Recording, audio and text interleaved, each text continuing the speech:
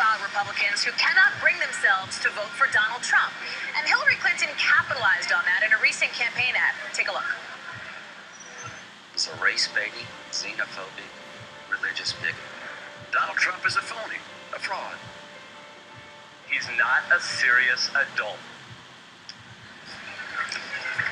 Republicans who refuse to vote for Trump have another option, apparently, swapping their vote, at least according to John Stubbs, co-founder of Republicans for Clinton 2016. He is joining me now, and he co-authored a New York Times piece about it. John, explain this. 2 sentences or less. What is vote trading? What does this mean?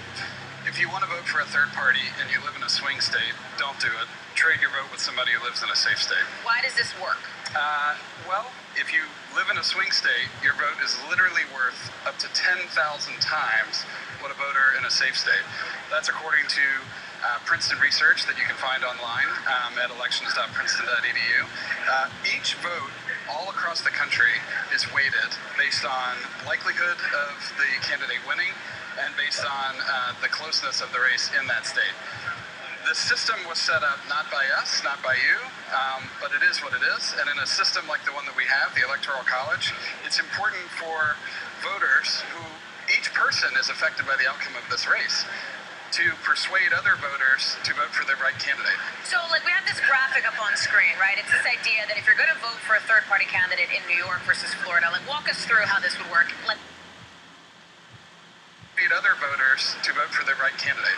So, we have this graphic up on screen, right? It's this idea that if you're going to vote for a third-party candidate in New York versus Florida, walk us through how this would work, let's say, in November on Election Day. Sure. So if you're in Florida, your vote is incredibly valuable. Sure. And you should not vote for Jill Stein. You should not vote for Gary Johnson.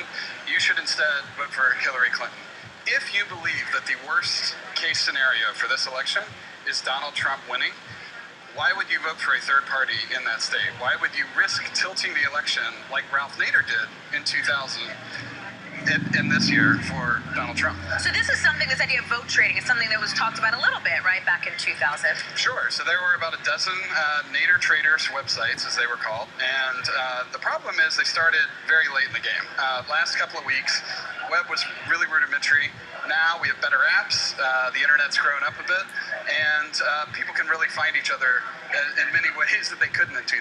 This seems like an interesting sort of academic argument to make, John. It's something that we can talk about. Practically, though, sure. I mean, realistically, how feasible is it this is actually going to take fire? It's totally feasible. I think that you've got 8 million voters out there who are registered Republicans who've said that they will not vote for Donald Trump. What are those people going to do? They're lost in the wilderness. They don't want to vote for Secretary Clinton. They're looking at Gary Johnson. They're thinking about writing in Ronald Reagan.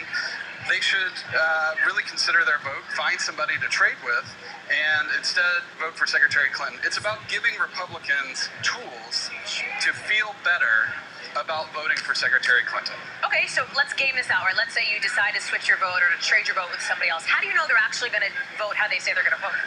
It's based on the honor system, but a lot of things in our society are based on the honor system.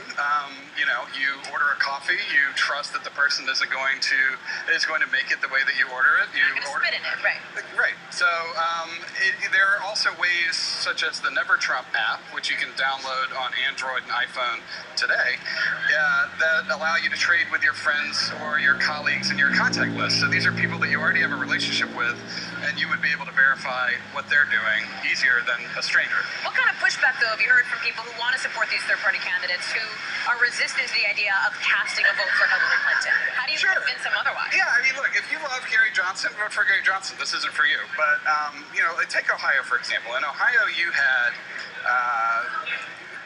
several thousand people vote for Gary Johnson in the last election. About 8.8% of Republicans voted for Gary Johnson. This time around, he's polling at about 8% of Republicans. What has he done in the last 4 years to generate 10 times the support this time around? I don't think he's done anything. I think Donald Trump has entered the race and people are voting for Gary Johnson as a protest. And instead of doing that, they should really consider the value of their vote. If they want Gary to get the vote, why not vote for Gary Johnson in a state like Washington, D.C., where he could maybe win the state? Give the third party a boon. Right. Another wrinkle in campaign 2016. John Stubbs, thank you so much Sure. for being with us. I appreciate it. That does it for this